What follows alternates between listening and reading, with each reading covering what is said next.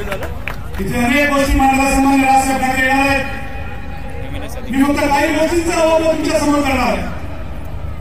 बरोबर मी भाजपचा ध्येय नावाचा आणि वाचल्यानंतर मला चक्कर त्यांनी त्याच्यात असं लिहिलंय की आम्ही एअरपोर्ट मारू मोनो मेट्रो काढू.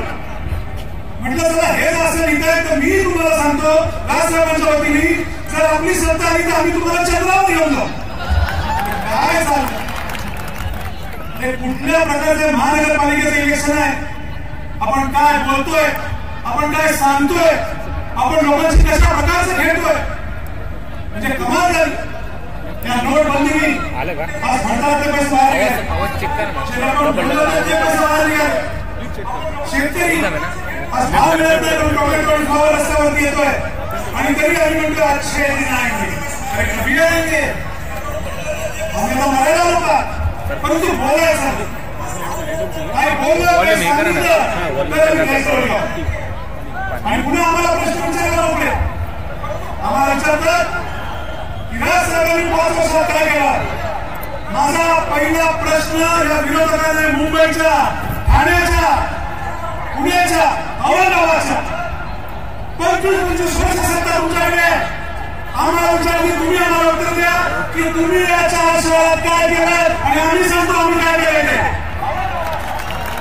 मुंबईचं बजेट 35,000 कोटी 25 वर्ष सत्ता हे त्यांच्या मांडीवर बसले आणि आता म्हणतात की हे पैसे खातात आणि हे लक्षात तर तुम्ही पुरी लक्षात ठेवा दोघेही तेवढे पापी आहात याचा तुम्हाला प्रायश्चित मिळणार म्हणजे मिळणारच. तुम्हाला क्लीन देणे लक्षात ठेवा.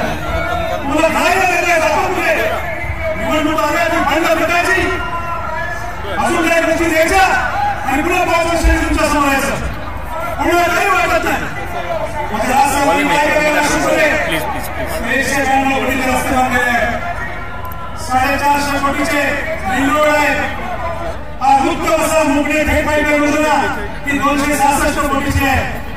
कचरा मुक्त नाशिक या दिशेने आज फक्त असं पाऊल पडत आहे. आज आपल्या जीपीएसच्या खंडामध्ये येत आहे. हे केल्यानंतर म्हणतात की हे तर कमी केले. मग माझा साधा प्रश्न आहे नाशिकचं सोडून द्या. पहिल्यांदा माझा सन्माननीय मुख्यमंत्र्यांना प्रश्न आहे जे राज्याचे पालक आहेत जे माझे तुमचे पालक आहेत त्यांनी जे 6,500 कोटी कल्याण नोकरीला सांगितले होते त्याचे आजपर्यंत 65 पैसे पण मिळाले नाहीये. ते त्यांनी आम्हाला मिळणार आहेत. ही कुठली प्रकारची वजन आहे. आज त्यांचे देशाचे नेते म्हणतात की प्रत्येकाच्या हातात 15 लाख रुपये देईल. 15 लाख सोडा 15 पैसे आले नाही आणि याच्यानंतर ते नेते जबाबदार नेते असं म्हणतात की ये तो चुनावी जुमला था. अरे वा चुनावी जुमला था. इतके माझे या देशाचे या शहराचे राज्याचे नागरिक हे एवढे स्वस्त झालं कारण तुम्हाला त्यांना वाटते की आपण जे बोलू आपण जे सांगू ते भावना नागरिक की भावनी जनता ही आपला ऐकेल. पण माझी तुम्हाला विनंती आहे मी तुम्हाला तुमच्या वतीने सांगतो की नुसतं राजसाहेब ठाकरे आगे बढ़ो हम तुम्हारे साथ है यांनी काही होत नाही. यांनी काही होत नाही. तुम्ही आपल्याला विचारलं पाहिजे. आणि मी ह्या वेळेस तुमच्यावरून या सर्व विरोधकांना आवडतो राजसाहेबांच्या नंतर की मी त्यांच्याकडे सुचवला तयार आहे. आम्ही सांगतो आम्ही नाशिकचा विकास काय केला तुम्ही सांगा तुम्ही महाराष्ट्राचा विकास काय केला आणि जो जिंकेल तो कशाला थांबे. आणि मला माहिती आहे मला खात्री आहे की माझ्या राजसाहेबांनी या नाशिकला गेलेलं आहे त्या विरोधाने काही केलं नाहीये. नुसती खड्ड्यांची बजेट मुंबईचा नुसत्या फक्त घोषणा प्रत्येक वर्षी फक्त घोषणा 35,000 मागे का 20 वर्षाची सत्ता एक मागे लागतं आपलं जसं सेकंड मागे. नाशिकमध्ये मुंबईमध्ये रोज 80 लाख लोक मित्रांनो नीट ऐका. हा विषय तुमच्या डोळ्याचा आहे. हे तुमच्या हक्काचं नाशिक आहे लक्षात ठेवा. अविनाश आज उद्या मुंबईला निघून जाईल परंतु हा पुढच्या पिढ्यांचा प्रश्न आहे. हा तुमच्या जीवन मिळण्याचा प्रश्न आहे. तुम्ही ठरवायचा आहे खरं करून खोटं करून आणि मला माहिती आहे की तुम्हाला उत्तर मिळेल की खरे आणि निष्ठावान आणि ज्यांनी महाराष्ट्राला स्वतःला अर्पण केले ते म्हणजे सन्माननीय बाळासाहेब ठाकरे, दुसरं कोणी नाहीये. फक्त 10 वर्षाचा पक्ष आहे. पक्षाचे नेते उत्तर मागितले आणि आम्हाला विचारलं जातं की आम्हाला उत्तर द्या. जर तुमच्या हातात सत्ता होती तर तुमच्या हातात 20 नगरसेवक सोडून काय गेले? साधं सोपं सरळ उत्तर आहे. जे कृतज्ञ होते ज्यांना उत्तराची जाण होती ते थांबले आणि जे कृतज्ञ होते, जे नाराज होते त्यांनी या नाशिकच्या जनतेला आणि जनतेला हे लक्षात ठेवा. हे जर म्हणाला मला काही मिळालंच नाही, काहीच नाही. 40 लोकांना 65 आणि 70 करून मिळालेली आहे. 40 लोकांना काहीच नाही मिळालं. 2 पदं द्यायची नाही. तिकडे मात्र सुटलो. 2 पदं द्यायची नाही. कारण महापौर मिळाला, स्टँडिंग कमिटी मिळाल्या, विविध समित्या मिळाल्या. 2 पदं राहिली. एक म्हणजे पंतप्रधान, दुसरं म्हणजे राष्ट्रपती. 3 काही मिळू शकत नाही. काही बोलायचं, काही सांगायचं आणि मला विरोधाचा प्रश्न आहे. सर मनसेनी कामं नाही केली म्हणजे माझ्या नगरसेवकांनी कामं नाही केली, मग हे काम न करणारे काम चुकार नगरसेवक हे तुम्ही का घेतले याच्या नाशिकाला उत्तर द्या. वाईट वाटतो माफ करा मला. ठीक आहे, राष्ट्रपती झाली आज हे काय झाले? कुठली गोष्ट आहे हे आपण काय बघतोय? हे रिफॉर्म चालतात आहे, तिसरा मधला सत्व खाली उतरतो दुसऱ्या पक्षात, तळ तिसऱ्या पक्षात, घरी येतो अपक्ष. अरे काय आहे? माफ करा मित्रांनो, हे लक्षात ठेवा. ही माणसं मतदान मागायला येतील. खूप कचाकच भरले. उद्या मला सांगायचं मतदान मागायला येतील तेव्हा त्याला विचारा असा का वागलास? तुझ्यावर एवढा विश्वासघात नव्हता, विश्वासघात कोणाचा केलास? ज्या पक्षात होता त्याचा केलास का? तो केला असेल तर ठीक आहे सर, हे मी भारतीय समजू शकतो. परंतु आम्ही जनतेने तुझ्यावर विश्वास टाकला होता. तुझ्या जनतेच्या पाठीत खंजीर मारले. आम्ही तुझ्या पाठीशी उभं राहणार नाही हे तुम्हाला सांगायला. कुणी काही विचारतात, मी कसेही समजतात, काही आम्हाला देतात, काही सांगतात. एक लक्षात साधं वाक्य आहे. जर विकासाबरोबर सौंदर्याची जोड असेल तर ते शहर असेल, ते राज्य असेल, तो देश असेल, तो उत्तर गीता पुढे जातो, तो उत्तर पश्चिम करतो. आणि राजसाहेब ठाकरे इकडे थांबलेच नाही तर त्यांनी सीएसआर फंडाच्या माध्यमातून, आता माफ करा मला इकडच्या एका नेत्याने एका डिबेटमध्ये विचारलं होतं सीएसआर फंड म्हणजे काय? म्हणजे या बुद्धीच्या पातळीला मी जाऊ शकत नाही. तुला जर सीएसआर फंड म्हणजे काय हेच माहित नसते तर या नागरिकांचं दुर्दैव आहे की तुला त्यांनी या शहराचा आमदार केले. हे दुर्दैव आहे. हे जे मोठे उद्योगपती असतात हे त्यांच्या नफ्यातनं, त्यांच्या प्रॉफिटमधनं ही अनेक अशी शहरं विकसित करत असतात. आणि अभिमान वाटतो की टाटा असेल, रिलायन्स असेल, जीडीपी असेल, एएमबी असेल, बीसीसीसी असतील, महिंद्रा असतील, या सर्वांना फक्त या महाराष्ट्रामध्ये असं वाटलं की राजसाहेबांच्या नाशिकमध्येच पैसे गुंतवावे, इतर कुठेही नाही. याला म्हणतात मला पारदर्शकता. आणि हे सगळं कसं तर तुमच्यावर घराचा कुठलाही बोजा न लावता. आणि यांच्या वजनात आहे आम्ही स्मार्ट सिटी करू. स्मार्ट सिटीचा अर्थ काय? What you mean by smart city? आम्ही शिकलं पाहिजे. लक्षात ठेवा, हे भाषण मित्र आमच्याशी गप्पा मारतोय हा आमचा संताप आहे. सर मला वाटतं मी मुंबईमध्ये येऊन या नाशिकच्या पिढ्यासाठी आला समाज राजसाहेबांना वाटतं की मला नाशिकचं निर्माण करायचंय तर इकडच्या स्थानिक नेत्याला काय नाही वाटत. जे 15 वर्ष आमच्या आधी सत्तेत होते 2012च्या आधीचं नाशिक, 2012च्या आधीचं नाशिक आणि 2012च्या नंतरचं नाशिक हे 10 पावलं पुढे गेले का 10 पावलं मागे गेले हे तुम्ही विचार करा. मी तुम्हाला एवढंच सांगितलं आता छोटीशी गोष्ट सांगतो. मध्ये एका चॅनलला गेलो होतो तेव्हा नाशिकमध्ये थंडीचे दिवस सुरू झाले होते आणि तेव्हा एकाने विचारलं राजकीय भूमी काहीतरी शब्द विचारला. आम्ही होतो आले होते आणि त्यांनी असं विचारलं की मनसेचे बरेच नगरसेवक गेले, नाशिकात तर थंडी पडलेलीच आहे पण ही सुद्धा भूमी तुम्हाला भरली असेल म्हटलं याचं उत्तर देऊ का? सरळ स्पष्ट त्यांनी असं सांगितलं, द्यासाठी साधं सोपं सरळ उत्तर दिलं मित्रांनो की आम्हाला थंडी वाजत नव्हती, ते समोरचे उघडे होते म्हणून आमच्याकडनं आमचे स्वेटर नेले. ही भूल माझ्या समोर प्रचंड बसली आहे, ज्याचे लाखो हजारो स्वेटर बाळासाहेब ठाकरे आंदोलनाला चौकडी तयार करू शकतात.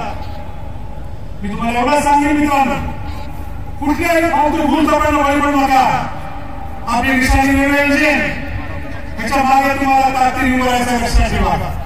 आणि एकच विनंती करेन की आपल्या राजसाहेबांच्या मागे पुढे ताकदीने उभारायचं आहे. आणि कुठल्याही परिस्थितीत तुम्हा सर्वांना घराघरापर्यंत जाऊन पक्षाचा लोकशाही प्रचार करायचा आहे, हे महत्वाचं आहे.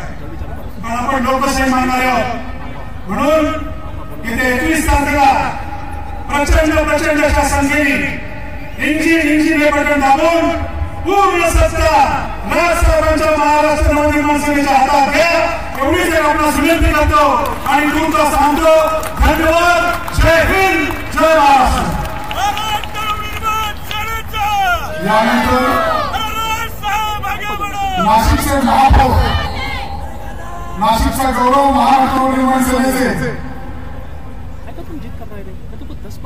श्री अशोकराव मुदगल यांना मी विनंती करतो की त्यांनी उपस्थितांना संबोधित करावं.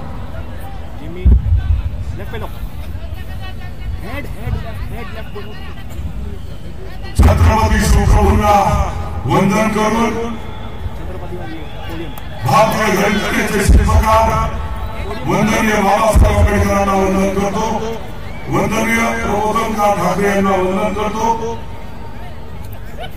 महिलांना शिक्षणाचा आळा शिकवला त्या वंदनीय सावित्रीबाई फुलेंना वंदन करतो. जिजाऊ रमाई माता या देशाला त्यांनी स्वातंत्र्य मिळवून दिलं त्या क्रांतीवीरांना सुद्धा वंदन करतो. आपल्याकरता देशासाठी सैनिक सीमेवर शहीद होतात त्यांना सुद्धा अभिवादन करतो. आजच्या या नाशिक महानगरपालिका 2017च्या सार्वत्रिक निवडणुकीत लागलेल्या असताना सर्व आमच्या महिला भगिनी भावांना महाराष्ट्र नवनिर्माण सेनेतर्फे सप्रेम नमस्कार करतो. महानगरपालिकेची सत्ता वंदनीय राजसाहेबांनी हातात घेतली तेव्हाचं नाशिक आणि 2012 ते 2017चं नाशिक हे वैभवशाली नाशिक झालं. ते वंदनीय राजसाहेबांच्या संकल्पनेमध्ये नाशिक हे अत्यंत सुंदर, अत्यंत चांगलं झालं. याचं सर्व श्रेय राजसाहेबांना जातं याकरता का तुम्ही सर्व जनतेने, नाशिकच्या नागरिकांनी, बंधू भगिनी मातांनी 2012ला सर्वात जास्त नगरसेवक महाराष्ट्र नवनिर्माण सेनेचे निवडून दिले होते. आणि नगरसेवक निवडून आल्यानंतर राजसाहेबांनी सातत्याने नाशिकवर लक्ष ठेवलं. आताच राजसाहेबांचं आगमन होत आहे. महाराष्ट्र नवनिर्माण सेनेचा राजसाहेब आगमन.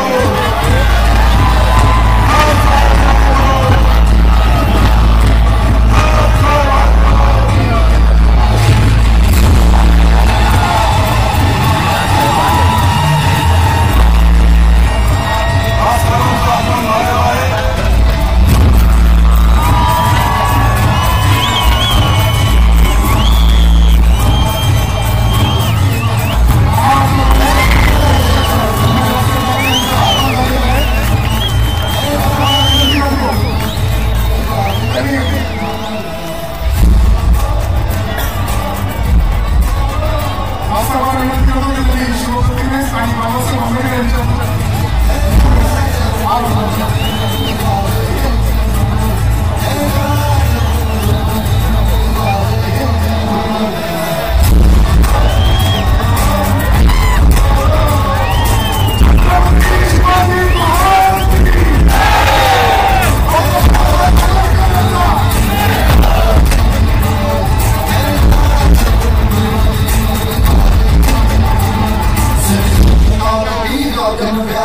सागर भेटू देगा मराठी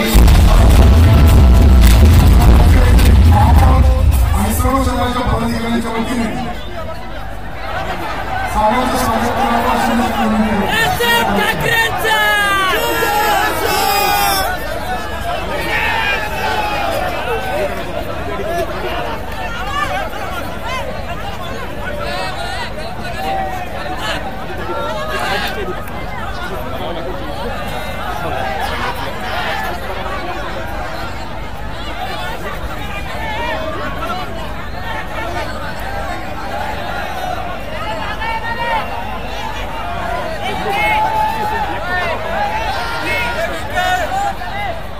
माझ्या सर्व मराठी बांधवांनो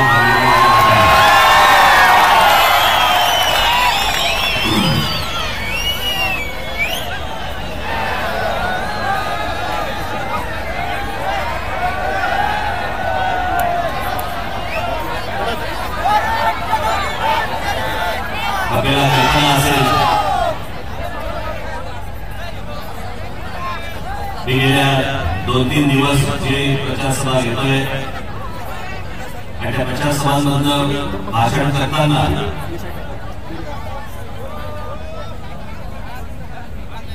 मी काही गोष्टी सांगितल्या. खरं तर मला नाशिकमध्ये 4 ते 5 सभा घ्यायच्या होत्या, परंतु त्या काही वैयक्तिक कारणांचं पुढे मला घेता नाही आल्या. ते काय कारण होतं हे मी तुम्हाला माझ्या बायकांमधून सांगितलं आहे. मी परत आता ते काही कारण सांगत नाही.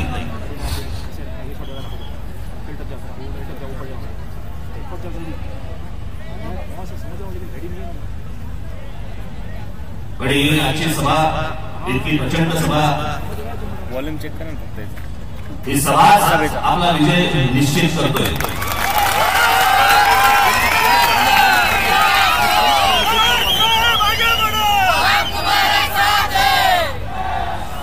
जे गेले ते एकटे गेले.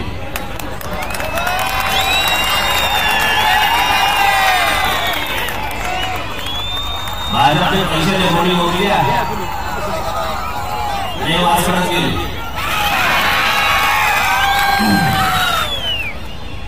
ते गेले ते आपल्यासाठी गेले. बाईक का येतो आणि इथे शिवसेनेची सभा झाली. नाही डिसेबल आज आपली सभा होती आहे.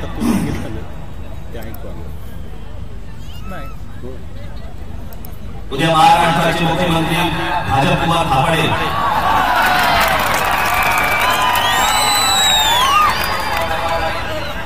यांची उद्या सभा आहे.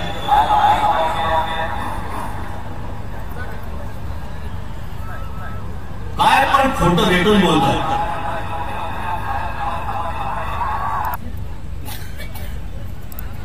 थापा कशा माराव्यात हे भाजप पालनकर्ते शिकवत. म्हणून मी एकदा म्हटलं होतं ना की थापा या शब्दाला पर्यायी शब्द महाराष्ट्रात आलाय भाजपा. जे येईल तोंडाला येईल ते बोलतात. काय मागचा पुढचा काही विचार करायचा नाही.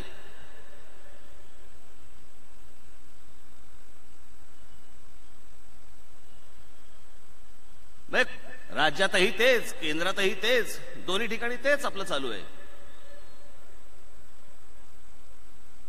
तुम्हाला आठवतंय 2014च्या निवडणुकीच्या अगोदर पंतप्रधान नरेंद्र मोदी काय म्हणाले होते? आठवतं तुम्हाला?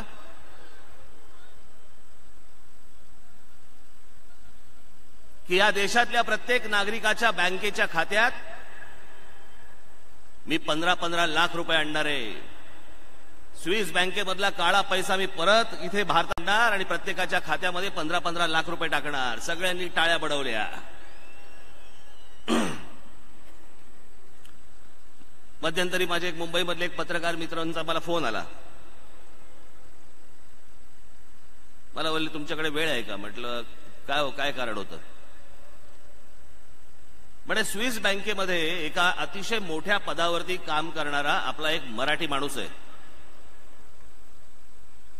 तो मुंबईमध्ये आलाय, त्याला तुम्हाला भेटायचंय. म्हटलं का? माझं तर खातं नाही. म्हटलं नाही म्हणे त्यांनी तुमच्याबद्दल खूप ऐकलंय, तुमचे युट्यूबवरती भाषणं ऐकली आहेत, तर त्याला तुम्हाला येऊन फक्त सदिच्छा भेट आहे. म्हटलं ये उद्या घेऊन ये सकाळी. दुसऱ्या दिवशी सकाळी ते आले. सहज बोलता बोलता बोलता बोलता विषय निघाले. तर म्हटलं काय हो, म्हटलं ते आमच्या पंतप्रधानांनी सांगितलं की ते स्विस बँकेमधनं काळा पैसा इथे आणणार भारतामध्ये आणि प्रत्येकाच्या खात्यामध्ये 15-15 लाख रुपये टाकणार. तर तो हसायला लागला. तुला छेव ते बोले इथे आम्ही स्विस बँक वगैरे ह्या ज्या गोष्टी आहेत, आम्ही धंदा करायला बसलोय, नावं द्यायला नाही बसलोय, पैसे परत करायला नाही बसलोय.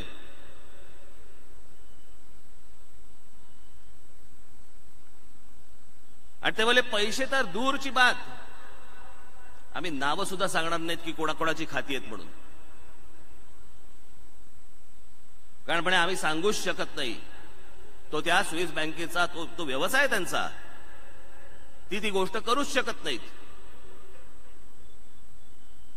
मला बोले म्हणे अमेरिका सारखा देश म्हणे आमच्या मागे लागतो की ह्यांची नावं सांगा आम्हाला यांचे किती पैसे सांगा. म्हणे आम्ही अमेरिकेला सांगत नाही, आम्ही भारताला कुठे सांगणार.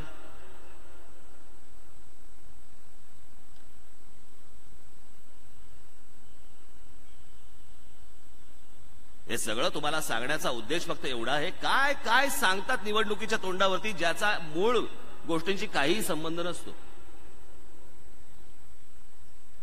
आता उद्या हे भाजप कुमार थापाडे येतील, उद्या तुम्हाला अजून काय काय गोष्टी सांगतील. मी तुम्हाला हे आणून देईन, मी तुम्हाला ते आणून देईन, मी असं करीन, मी तसं करीन. काही होणार नाही. बरं एवढं आणायचं होतं नागपुरात का नाही आणलं. बघा उद्या एक एक जण कोणी समजा जर जाणारच असतील कोणी सभेला तर पॅड घेऊन जा, काय काय थापा मारतात बघा.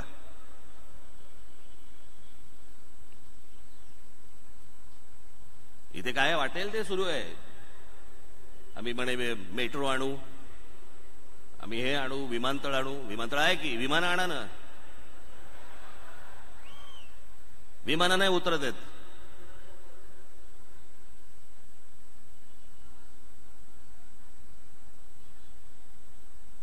कल्याण डोंबिवलीला म्हणे किती 16,500 कोटी का काहीतरी देणार होते. 6,500 कोटी, 16,500 कोटी नाही, 6,500 कोटी.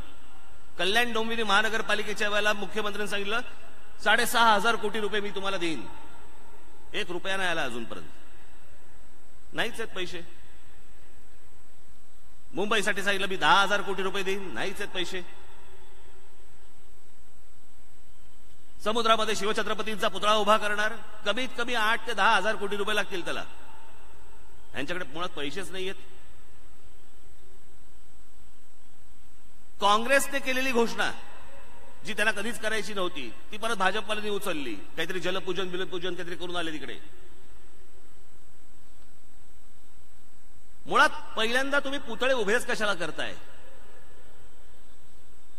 महाराजांचं स्मारक जर बांधायचं असेल, महाराजांची स्मारकं उभी करायची असतील तर महाराजांचे जे गडकिल्ले आहेत ते चांगले करा, जे भावी पिढ्यांना उपयोगी पडतील.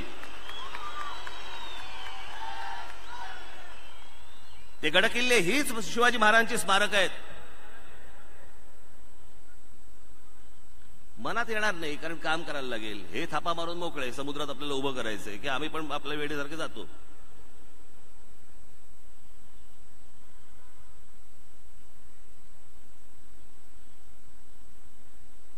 काल मला काही पत्रकारांनी काही गोष्ट सांगितली. एक शहर विकास नियमावली आणतायत म्हणून मी मुद्दाम नाशिककरांच्या समोर मी ही गोष्ट मुद्दामून सांगणार आहे. तयार होते आहे, तयार झालेली आहे पण प्रकाशित झालेली नाही.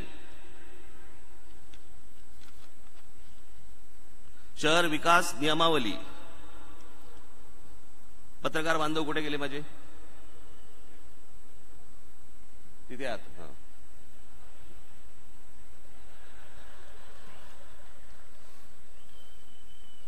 अजून प्रकाशित झालेली नाही. त्यातले मी फक्त तुम्हाला 5 गोष्टी फक्त मी तुम्हाला वाचून दाखवणार आहे. पण जी गोष्ट प्रकाशित झालेली नाही महाराष्ट्र राज्य सरकारकडनं ती बाहेर पडलेली आहे. ही संपूर्ण नियमावली अजून प्रकाशित व्हायची आहे, पण बाहेर पडली आहे आणि ती बाहेर पडल्यानंतर व्हायरल झाली आहे. त्यात काय आहे एवढं फक्त मी माझ्या नाशिकच्या जनतेला फक्त सांगू इच्छितो.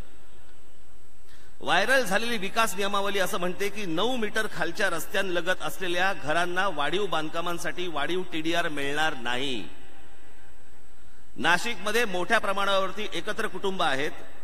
त्यांना कुटुंब विस्ताराच्या अनुषंगाने भविष्यात जर घर बांधायचे असेल तर त्यांना ती जागा विकावी लागेल किंवा विकासकाकडून पुनर्विकास करून घ्यावा लागेल.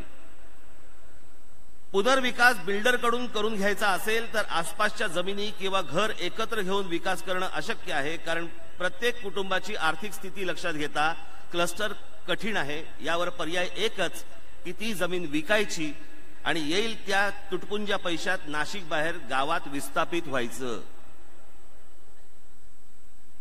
तुम्हाला घर बांधता येणार नाही. नाशिकमध्ये 16 लाख लोक राहतात. अंदाजे 4 लाख मिळकतीचं घरं आहेत. त्यातील 2 लाख घरं हे 9 मीटरच्या खाली असलेल्या रस्त्यांलगत राहतात. म्हणजे निम्म्याहून जास्ती नाशिक विस्थापित होणार. हे राज्य सरकारची नियमावली आहे. कॉलनीतील रस्ते 9 मीटरपेक्षा खालचे आहेत तर आणि गावठाणात 6 मीटरपेक्षा कमी रस्ते आहेत. थोडक्यात निम्म नाशिक शहराबाहेर ढकलणार आणि क्लस्टर सुरू करणारे मोठ्या बिल्डर्सच्या फायद्याचं ठरणार.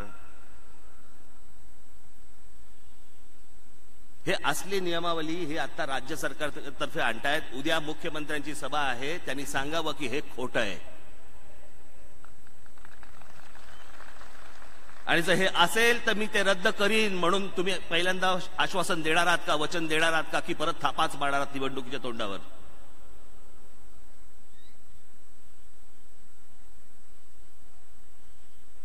याला काही देणं घेणं नाही तुमच्याशी.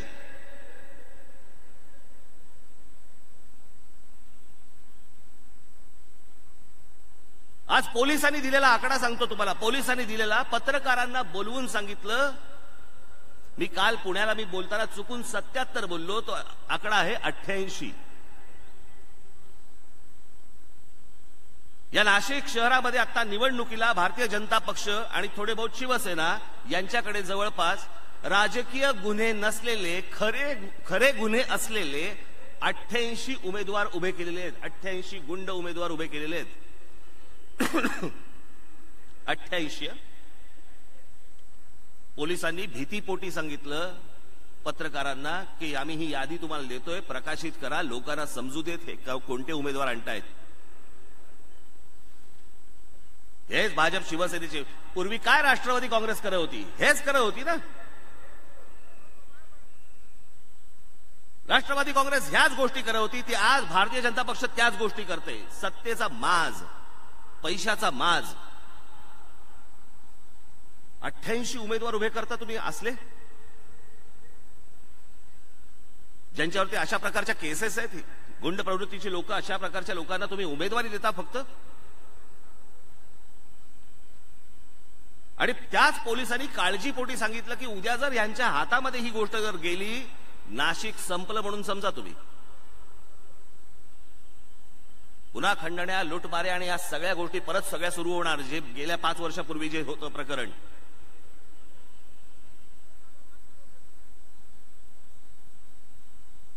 काय झालंय तर मला भाजपला कळत नाही. मला एक तर त्यांच्याकडे स्वतःकडे उमेदवार नाहीत, दुसऱ्याच्या घरात बघत असतात. यांना पोरं होत नाही, दुसऱ्याच्या घरातनं पोरं उचलतात आणि फिरायला घेऊन जातात.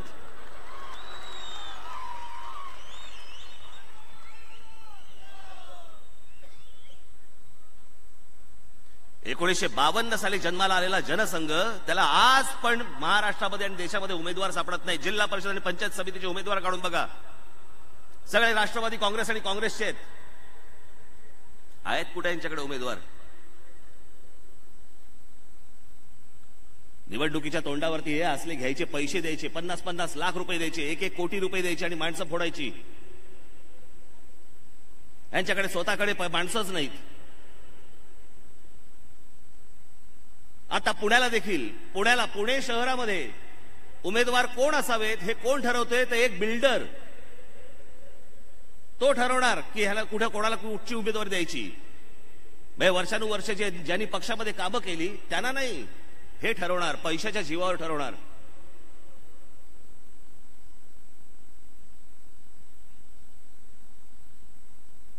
आज गेली 5 वर्ष नाशिक महानगरपालिका आपल्या हातामध्ये आहे. गेल्या 5 वर्षामध्ये नाशिक महानगरपालिकेवरती एकही भ्रष्टाचाराचा आरोप आजपर्यंत झालेला नाही. गेल्या 5 वर्षामध्ये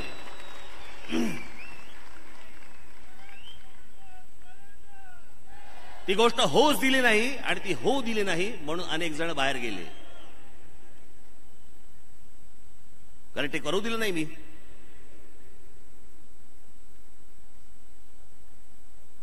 5 वर्षापूर्वी ज्यावेळेला इथेच ज्यावेळेला जाहीर सभा झाली होती त्याच्यामध्ये मी काही गोष्टी बोललोही नव्हतो. त्या गोष्टी मी प्रत्यक्षामध्ये उतरवल्या नाशिकमध्ये.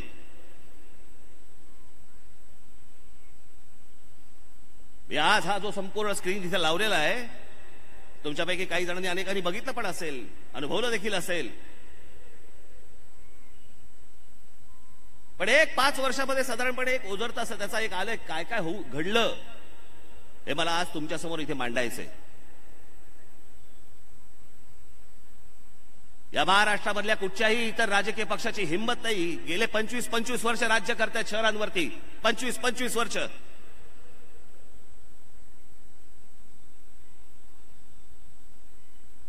मुंबई ठाण्यावरती शिवसेना भारतीय जनता पक्ष 25 वर्ष. पुणे शहरावरती काँग्रेस राष्ट्रवादी काँग्रेस, तेव्हा राष्ट्रवादी काँग्रेस नव्हती पण काँग्रेस, जवळपास 30 ते 35 वर्ष. कामं दाखवू शकत नाहीयेत, कामं सांगू शकत नाहीयेत. आणि आपल्या महाराष्ट्र नवनिर्माण सेना त्याच्या हातामध्ये नाशिक महानगरपालिका आली. 5 वर्ष. त्यांची 25 वर्ष, आपली 5 वर्ष. हेच व्यासपीठ असेल. या कोपऱ्यात मी उभा राहतो, त्या कोपऱ्यात त्यांनी उभं राहावं आणि सांगावं त्यांनी 25 वर्षात काय केलं. मी सांगतो 5 वर्षात मी काय केलं.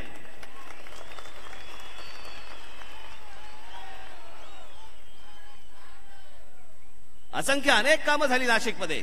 त्यातला अगदीच थोडक्यात जे काही मला समोर तुमच्या ठेवता येईल, अगदी थोडक्यात, नाही तर खूपच वेळ जाईल त्याला. आणि म्हणून मी हे समोर तुमच्या आज आणलेलं आहे. त्याची पहिली आपण सुरुवात करूया रस्त्यांपासून. आता गंमत बघा, भाजपवाले सांगतात म्हणे पैसे आम्ही दिले. तुम्ही या सगळ्या रस्त्यांची टेंडर्स निघालेत 2013ला. त्याच्या सगळ्या कॉपीज माझ्याकडे आहेत, जे कल्याण डोंबिवलीच्या सभेमध्ये मी दाखवल्या पण होत्या.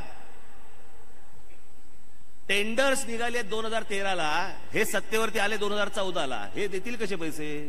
ऍडव्हान्स पैसे दिले होते. आणि दुसरी गोष्ट म्हणजे ज्यावेळेला कुंभमेळा असतो किंवा कुठची गोष्ट असते त्यावेळेला केंद्र सरकार राज्य सरकारकडनं पैसे येतात. तुम्ही दिल्याचा तुम्ही उपकार नाही केलेत, पण काम महानगरपालिका करत असते. संपूर्ण काम हे महानगरपालिका करत असते, केंद्र सरकार आणि राज्य सरकार करत नसतं. आणि म्हणूनच अमेरिकेमध्ये आमच्या महापौरांचा सत्कार झाला, मुख्यमंत्र्यांचा नाही झाला, की कुंभमेळा यशस्वी करून दिला म्हणून. त्याच्यातही गंमत बघा.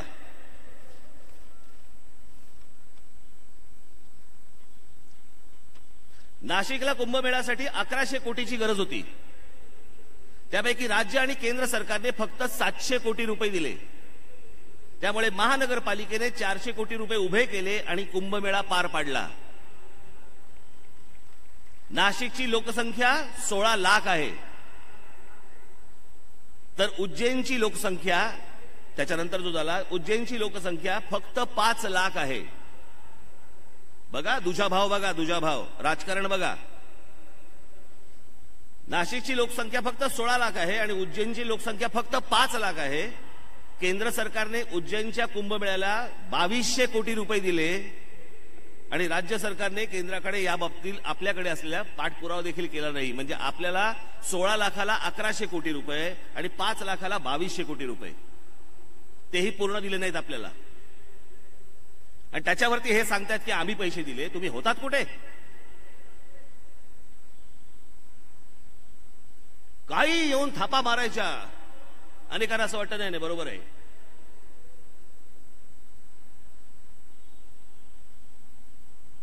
मी कल्याण डोंबिवलीच्या त्या संपूर्ण सभेमध्ये मी त्याचे पुरावे पण दिले होते. मी खरं तर आज मांडणार होतो, पण ते खूप वेळ लागला असता त्या सगळ्या गोष्टी सगळ्या मांडत आणि म्हणून मी थोडक्यात आपल्यासमोर मांडलेत. मध्यंतरी माझे त्या बोटॅनिकल गार्डनच्या इथे मला आपले नाशिकमधले माझे पत्रकार बांधव मला भेटले. आम्ही सहज गप्पा मारत बसलो होतो. त्यांनी मला सांगितलं की गेल्या म्हणे पावसाळ्यात म्हणे आपल्या गोदावरी नदीला ज्यावेळेला पूर आला, खूप पाऊस पडला, त्यावेळेला म्हणे चॅनलची जी लोक आहेत मुंबईमधली, त्यांनी त्यांना सांगितलं म्हणे की तुम्ही मुंबईतले आम्ही खड्डे दाखवले, पुण्यातले दाखवले, ठाण्यातले दाखवले, नाशिकमधल्या रस्त्यांमधल्या खड्ड्यांचं फुटेज आम्हाला पाठवा. हे त्यांनी सांगितलं, मी नाही. त्यांनी सांगितलं की नाशिकमध्ये रस्त्यांमध्ये खड्डे नाहीत, फुटेज पाठवू शकत नाही. त्याच्यावर त्यांनी सांगितलं ह्याला काय अर्थ आहे, हे खड्डे नाहीत म्हणजे काय. बघा प्रश्न, बघा काय आमच्याकडे काय प्रश्न पडतात. जे नव्याने रस्ते बांधले, ज्याचं रिसर्फेसिंग केलं गेलं, असे जवळपास 510 किलोमीटरचे रस्ते आपण नाशिक शहरामध्ये बांधले. 510 किलोमीटर. 510 किलोमीटर म्हणजे तुम्हाला समजावं म्हणून सांगतोय, 510 किलोमीटर म्हणजे मुंबई ते गोवा. विश्वास बसत नसेल, कोणत्याही क्षणी मी तुम्हाला दाखवायला तयार आहे या सगळ्या गोष्टी. कारण प्रत्येक जण प्रत्येक ठिकाणी जातो तसं नाही. आता शहरही वाढले आणि मला थापा मारायची आवश्यकता नाही, मला थापा मारायची गरज नाही. शहर विकास हा माझ्या आवडीचा विषय, हा माझ्या पॅशनचा विषय आहे, म्हणून मी ही ती गोष्ट करतो. मी या सगळ्या गोष्टी राजकारणासाठी करत नाही. मला असं प्रत्येक वेळेला वाटतं की या कुठच्याही शहरामध्ये ज्यावेळेला माझ्या हातामध्ये ती सत्ता येईल, प्रत्येक शहरातला वेळ लागेल, पण पहिल्या 5 वर्षामध्ये जे दाखवतोय आपण, पुढच्या 5 वर्षामध्ये काय काय घडेल. वाटतं असं की प्रत्येक शहरातला माणूस घरातनं बाहेर पडला की त्याला समाधान वाटलं पाहिजे की नाही मी एका चांगल्या शहरामध्ये राहतोय. माझ्या माता भगिनी इकडे असतील, त्यांना पण वाटलं पाहिजे की माझ्या कच्च्या बच्च्यांना संध्याकाळी फिरवायला मला जागा पाहिजेत, बागा पाहिजेत, मैदानं पाहिजेत मुलांना खेळायला. पुढे काय काय करीन ते हे मी तुम्हाला सांगेनच, परंतु आता रस्ते 5 वर्षात 510 किलोमीटरचे अंतर्गत रस्ते.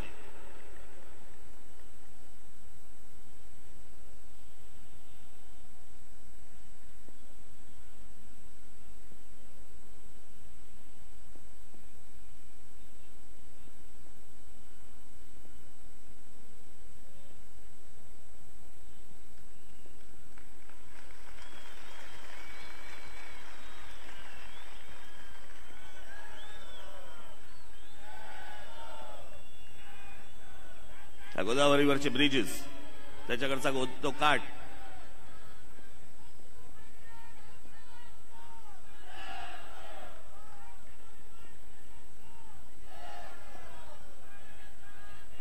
हे आपलं शहीद सर्कल, हे मायलन सर्कल, हे एबीपी सर्कल. हे मुद्दामून तुम्हाला दाखवण्यासाठी मी हा फोटो काढला. हा गेले कित्येक वर्ष एक रस्ता, काही मीटरचा काही रस्ता हा भंगारवाल्याने अडवून ठेवला होता.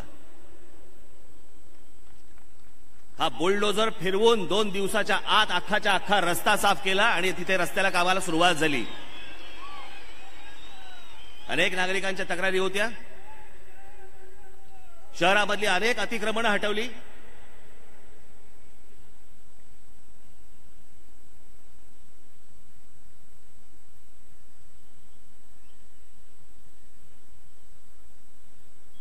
हे सगळं भंगारात काढलं आपण.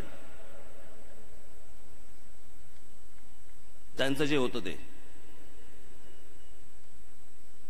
पाणी, मोकळे धरण. आज नाशिक शहराला आपल्या गंगापूर धरणामधनं पाणी येतं,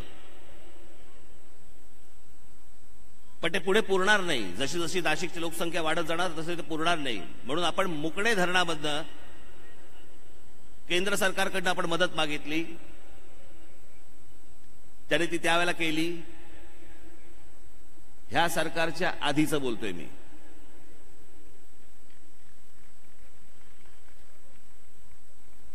महानगरपालिकेने पैसे घातले त्याच्यामध्ये आणि या मोकणे धरणामधनं जवळपास आपण 16 किलोमीटरची पाईपलाईन आता टाकतोय. त्याचं काम सुरू आहे. आता पुढच्या साधारणपणे वर्ष दीड वर्षामध्ये हे काम पूर्ण होईल. पुढची 40 वर्ष नाशिक शहराला पाण्याचा प्रश्न कधीही उभा राहणार नाही. 24 तास पाणी नाशिक शहराला मिळणार. 24 तास. हे मी तुम्हाला 2-5 वर्षाचं सांगत नाही, 40 वर्षाचं सांगतोय. 40 वर्षाचं हे पाईपलाईनचं काम सुरू आहे. आता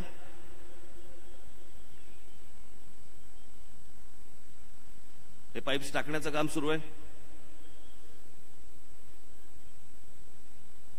हे 50 दशलक्ष लिटरच्या 2 भव्य टाक्या तिथे आपण उभ्या करतोय. हे जलशुद्धीकरण प्रकल्प.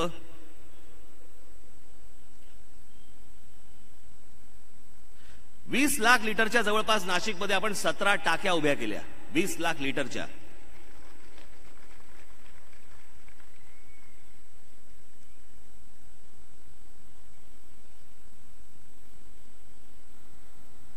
मलजल प्रक्रिया त्याचं केंद्र.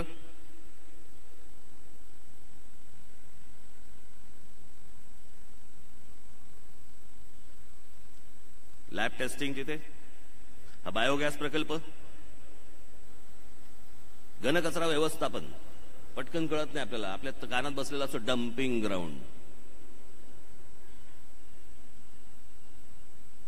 आज सर्व शहरांमध्ये डम्पिंग ग्राउंड आहेत.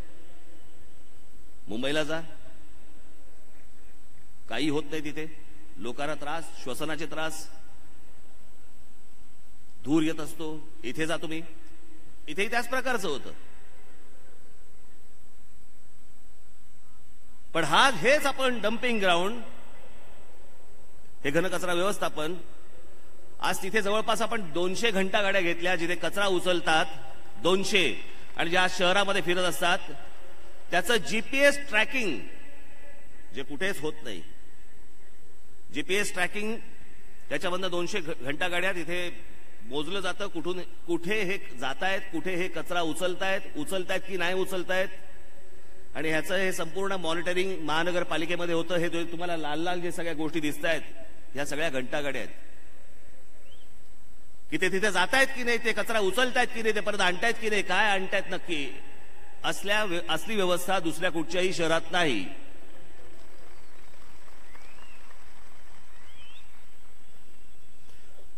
हे त्याचं वर्गीकरण होतं तिथे. आपण डम्पिंग ग्राउंडमध्ये गेलात तर तुम्हाला दिसेल ते. हे त्याचं वर्गीकरण होतं कचऱ्याचं.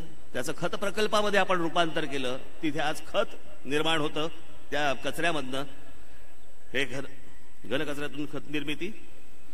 आणि हे ते खत आज आजूबाजूच्या अनेक नाशिकमधले शेतकरी हे घेऊन जातात. पुढच्या काही दिवसांमध्ये तुम्हाला तिकडे वास पण येणार नाही कुठच्या गोष्टींचा. हे चिल्ड्रन्स ट्रॅफिक एज्युकेशन पार्क आपण जे उभं केलं, जवळपास 5 ते 6 एकरमध्ये आपण ते उभं केलं की लहान मुलांना ट्रॅफिकचे धडे, वाहतुकीचे नियम समजावेत. आणि त्या दृष्टिकोनातनं आनंद महिंद्रांनी ते स्वतः इनिशिएटिव्ह घेऊन ते काम केलं. त्यांच्या CSR फंडातनं ते गोष्ट केली. हे आपलं चिल्ड्रन्स ट्रॅफिक एज्युकेशन पार्क आपण उभं केलेलं आहे. हे तिकडे प्रशिक्षण केंद्र आहे. हे त्याच्या त्या सायनेजेस ज्या असतात त्या सायनेजेस आहेत. हे मुलांना शिकवण्यासाठी म्हणून ते छोटंसं एक हॉस्पिटल सारखं केलंय. हा छोटासा एक तिथे ब्रिज केलाय. मग त्याच्या खालून त्याचे नियम काय असतात हे मुलांना तिथे गोष्टी शिकवल्या जातात. एके दिवशी मी काही 4-1 वर्षापूर्वी मी असाच फिरत असताना त्या एका जागेत गेलो जिथे आता माननीय बाळासाहेबांचं ऐतिहासिक ते वास्तुसंग्रहालय आहे. आणि मला ते दाखवते काय काय. तर मी म्हटलं जरा थांबा, आपण काहीतरी चांगला विचार करू याच्यावरती. आणि मग विचार केला की बाळासाहेबांच्या नावाने म्हटलं आपण एक स्मारक उभं करू. माझा हा दावा असले दावे मला कधी करावेसे वाटत नाहीत. माझी इच्छा नाहीये. जे माझ्या मनाला पटतं ते मी करतो. की पहिलं मी केलं, ह्यानी मग नंतर दुसरं केलं, ह्यानी तिसरं केलं, गरज नाही मला त्याची. जे मी केलं हे मनापासून केलं. आणि मी विचार करत होतो की माननीय बाळासाहेबांचं जर स्मारक उभं करायचं असेल तर ते त्यांच्या नावाला शोभलं पाहिजे. आणि म्हणून ते शोभेल असं म्हणून मी बाबासाहेब पुरंदरेंशी बोललो आणि बाबासाहेबांना सांगितलं, म्हटलं बाबासाहेब, म्हटलं मला बाळासाहेबांच्या नावाने एक स्मारक उभं करायचंय. आपण जर परवानगी दिलीत तर म्हटलं आपल्याकडे जी काही जुनी शस्त्र आहेत, 200 वर्ष जुनी, 300 वर्ष जुनी जी शस्त्र आहेत, त्या शस्त्रांचं एक तिथे प्रदर्शन तिथे भरवावं अशी माझी मनामध्ये इच्छा आहे. त्याचबरोबर म्हटलं मी आपले वासुदेव कामत जे चित्रकार आहेत त्या चित्रकारांना त्यांच्याकडनं म्हटलं मी महाराजांच्या आयुष्यातल्या काही प्रसंगांवरती मी पेंटिंग्स करून घेणार आहे, तर ती पेंटिंग्स देखील मला तिथे लावायची आहेत. तर तुमची तयारी आहे का? ते बोले 100%, सुरुवात करा कामाला. उद्घाटनाच्या 2 ते 3 दिवस अगोदर बाबासाहेब स्वतः इथे बसले होते आणि स्वतः ते शस्त्र लावत होते. वय वर्ष 94. आणि मग त्यातनं हे माननीय बाळासाहेबांचं नावाने हे स्मारक आपण तिथे उभं केलं. ही तिथे असलेली दीपमाळ, ही स्मारकाची जागा, हे आता एक तिथे आता उभं केलेलं आहे. पुढचं जे त्याच्या समोरची जी इमारत आहे त्या इमारतीमध्ये माननीय बाळासाहेबांची जी व्यंगचित्र आहेत त्या व्यंगचित्रांचं एक संपूर्ण दालन याच्या पुढे आपण तिकडे एक उभं करतो आहोत की ज्याच्यातनं आलेल्या लोकांना ती ही गोष्ट दिसावी. ही तिथे वासुदेव कामतांनी केलेली तेलचित्र आहेत. ज्यावेळेला पन्हाळगडावरनं महाराज तिथून रात्रीच्या वेळेला निसटले, तो प्रसंग काय असेल तो दाखवण्याचा तिथे प्रयत्न केलाय. महाराजांचं स्वतः त्यांचं पूर्ण तैलचित्र आहे. हे महाराजांचं ज्यावेळेला राज्याभिषेक झाला त्यावेळेला जी मिरवणूक निघाली त्याचं हे चित्र आहे. ही तलवार जी आहे ही आपल्या शिवछत्रपतींची इंग्लंडला असलेली जी जगदंबा तलवार आहे त्या जगदंबा तलवारीची तशीच्या तशी प्रतिकृती ही आपण आज त्या ठिकाणी आपण आणलेली आहे आणि तिकडे बसवलेली आहे. आपण जाऊन कधी बघू शकता.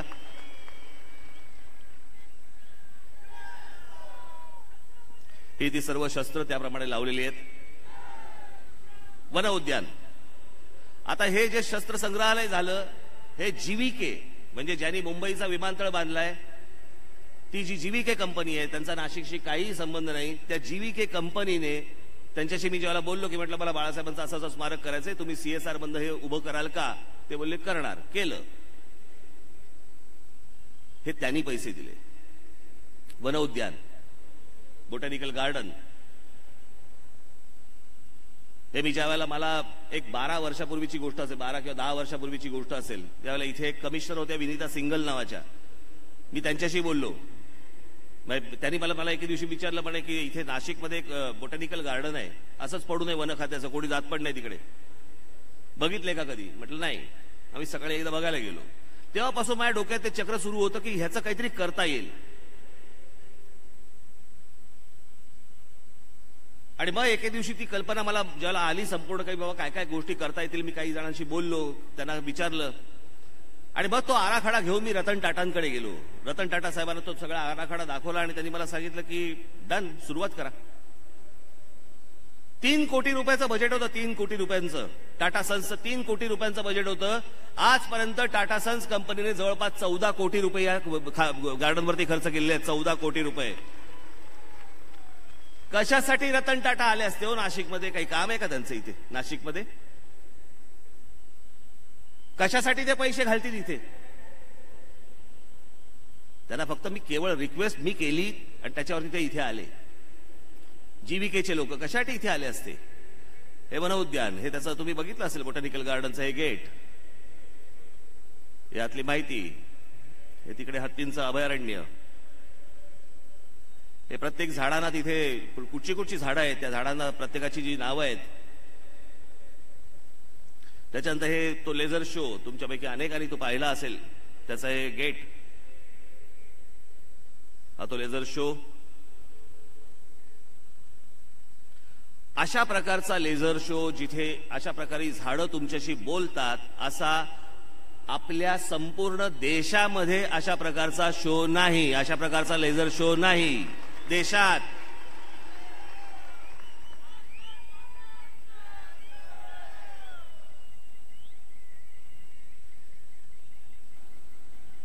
गोदा पार्क, संपूर्ण गोदा पार्क आपण उभं केलं. मुकेश अंबानी यांना मी हे सांगितलं, म्हटलं मुकेश भाई, म्हटलं तुम्ही असं आहे तिथे एक गोदा पार्क म्हटलं मला उभं करायचंय, तुम्ही CSR फंडात पैसे द्याल का? बोले नक्की. त्यांना दाखवला आराखडा, कामाला सुरुवात झाली. आता मध्ये मी त्याचं उद्घाटन करणार होतो आणि आपल्या गोदावरी नदीला पूर आला आणि त्याच्यात काही गोष्टींचं त्याच्यात नुकसान झालं, पण ते आता परत काम सुरू होईल, त्याचं काम पूर्णपणे होईल, पहिल्यासारखं परत दिसेल ते. हे गोदा पार्क.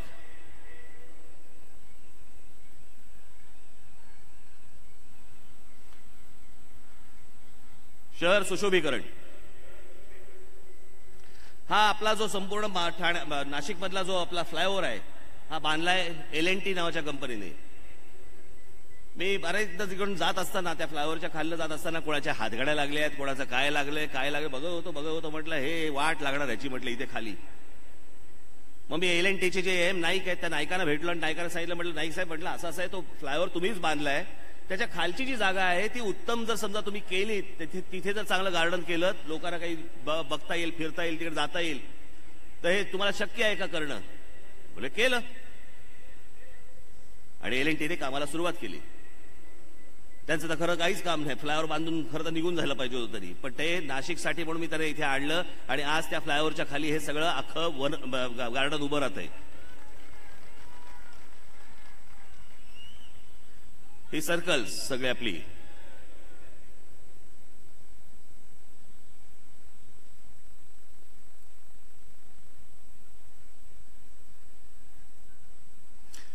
हा जो आपण कारंजा इथे जो उभा केलेला आहे गोदावरी नदीत, हा मला जगाचं कल्पना नाही, पण आपल्या देशामधला हा एकमेव कारंजा आहे जो 100 फुटाचा, जो वाहत्या पाण्यामध्ये आहे, जो स्थिर पाण्यात नाहीये.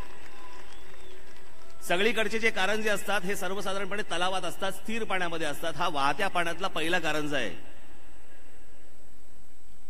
हे आपण वॉटर कर्टन, आपला अहिल्याबाई होळकर आपला जो ब्रिज आहे त्याच्यावरती आपण हा वॉटर कर्टन टाकलाय. असा कर्टन दुसऱ्याकडे आज दुसऱ्या अख्ख्या देशात कुठेही नाही. तुम्ही कुठच्याही शहरात जा आणि तुम्ही मला हे दाखवा की अशा प्रकारचा वॉटर कर्टन आहे म्हणून. संध्याकाळी बाबा परिवाराने जावं, तिकडे पाहावं, बसावं, तिकडे अजून अनेक गोष्टी सुशोभीकरण व्हायचंय. ते वॉटर कर्टन. एका वर्षात स्मार्ट नाशिक ऍप 18,500 समस्यांचं निवारण झालं फक्त त्या ऍपद्वारे. गेल्या 5 वर्षात नाशिक महानगरपालिकेवरती भ्रष्टाचाराचा एकही आरोप नाही.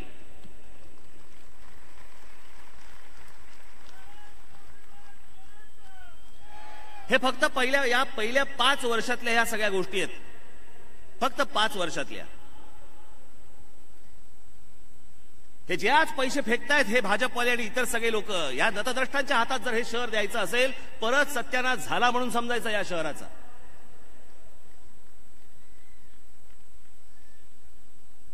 मला आज अनेक गोष्टी या शहरामध्ये आणायच्या आहेत, करायच्या आहेत. इथे असलेलं दादासाहेब फाळके आपलं स्मारक जे आहे, हे मला अशा प्रकारचं करायचंय स्मारक की जे मुंबईमध्ये जो बॉलिवूड आहे ते स्वतः बघायला आले पाहिजे इथे, की हे दादासाहेब फाळके स्मारक काय आहे ते. तिथले हिरो हिरोईन इकडे आले पाहिजेत नाशिकमध्ये.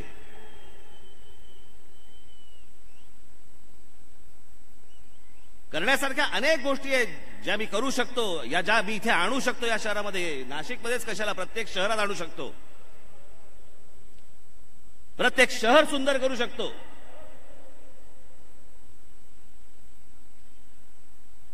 कारण या प्रत्येक कामात आणि प्रत्येक टेंडरमधनं पैसे खायची सवय नाही मला.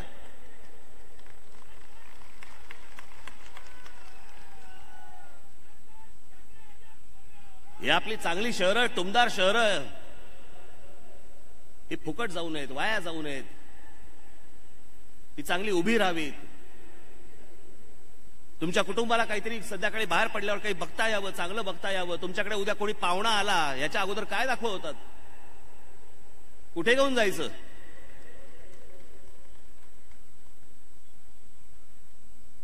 हे सगळं या सगळ्या शहरांसाठी म्हणून मी करतोय, या नाशिकसाठी म्हणून मी करतोय.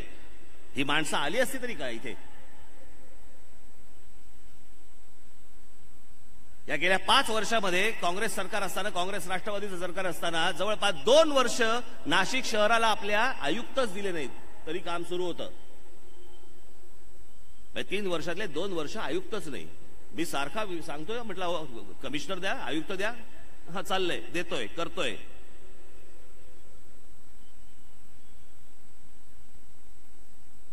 आजपर्यंत 3 आयुक्त झाले, आता जे आले ते तिसरे. यातल्या कुठच्याही आयुक्ताला जाऊन विचारायचं, कुठच्याही, की राज ठाकरेंनी आतापर्यंत टेंडर कोणाला द्यायचं सांगितलंय का, याला काम द्या म्हणून सांगितलंय का, कुठची गोष्ट करण्यासाठी यातला टक्का बाजूला काढा म्हणून सांगितलंय का, कोणीही जाऊन विचारायचं. यासाठी मी आलोच नाही इथे नाशिकमध्ये. निवडणुकीसाठी पैसे लागतात का? हो लागतात. पक्ष उभा करायला पैसे लागतात का? हो पैसे लागतात. पण लोकांना ओरबाडून पैसे लागत नाहीत.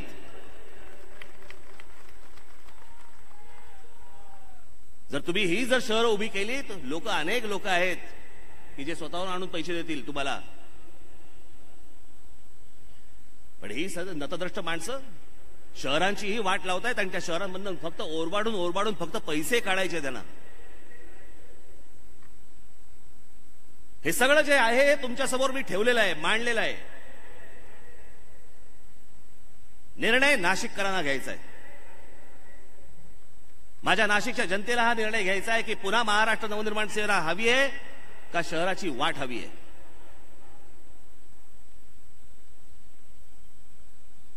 पुन्हा या भ्रष्टाचारी गुंडांच्या हातामध्ये हे शहर द्यायचे का परत या शहरामध्ये अनेक प्रगतीच्या अनेक संकल्पना उभ्या करायच्या आहेत. हे तुमच्या हातामध्ये आहे.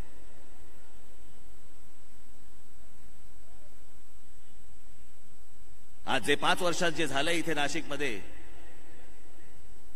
पुढच्या 5 वर्षामध्ये दुपटीने तिपटीने हे सगळं मोठं होईल. अनेक योजना याच्यामध्ये मी अजून आणि आणणार. यांच्यासारखा नाही मी. 25 वर्षात काय केलं हे अजूनपर्यंत सांगू शकत नाहीयेत. मी 5 वर्षात काय केलंय तुमच्यासमोर मांडलंय. आजपर्यंत कुठच्याही राजकीय पक्षाने पहिल्या 5 वर्षामध्ये आपण कोणती कामं केली हे आजपर्यंत स्वातंत्र्य मिळाल्यापासून आजपर्यंत कधी कोणी दाखवलं होतं का? हो, हा पहिला पक्ष आहे. बाप दाखवा तर श्राद्ध घाला. आणि म्हणून हे सगळं केलेलं आज आपल्या हातात सगळ्यांना दिलेलं आहे. परत जर नाशिक आपल्याला परत याच गतीने प्रगतीने जर समजा घडवायचं असेल, हीच गती जर हवी असेल तर तुम्हाला रेल्वे इंजिन शिवाय पर्याय नाही. तुम्हाला भ्रष्टाचाराच्या चिखलात बरबटलेले गुंडांच्या हातात गेलेले पक्ष जर समजा तुम्हाला हवे असतील तर तुमचं शहर तुम्हाला लख लाभो. तुमचं नशीब तुमच्यापाशी. त्यांच्या फेकलेल्या पैशावरती जर समजा उद्या मतदान होऊन जर समजा शहरांची वाट लागणार असेल, राज ठाकरे काही नाही करू शकणार. पण या शहरांचं जर समजा भविष्य घडवायचं असेल तर महाराष्ट्र नवनिर्माण सेनेच्या हातात तुम्हाला परत या नाशिक शहराची सत्ता ही तुम्हाला द्यावीच लागेल. आणि त्याच्यासाठी म्हणून मी आज आपल्यासमोर इथे आलो, उभा राहिलो, आपल्या समोर या सगळ्या गोष्टी दाखवल्या आहेत. निर्णय आपला आहे. आपण सुज्ञ आहात, विचार कराल ही आशा अपेक्षा बाळगतो आणि आपणा सर्वांची मी रजा घेतो. धन्यवाद. जय हिंद, जय महाराष्ट्र. माननीय साहेबांना मी विनंती करतो की नाशिकच्या विकासाचं दुसरं पर्व जे आहे तो माझा शब्द हे नाशिककरांना अर्पण करावं.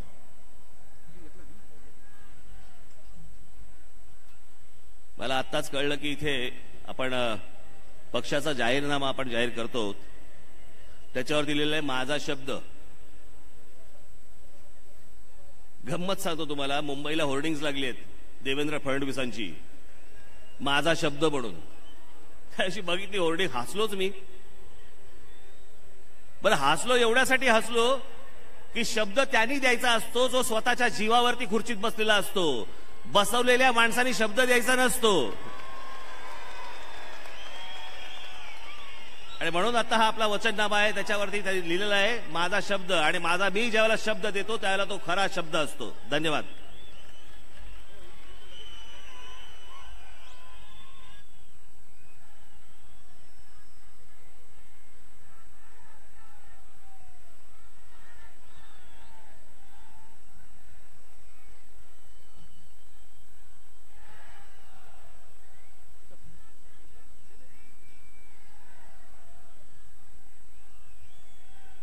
माननीय साहेबांना विनंती करतो की त्यांनी सर्व उमेदवारांना शुभेच्छा द्याव्यात. यानंतर सर्वांनी राष्ट्रगीतासाठी उभं राहायचंय.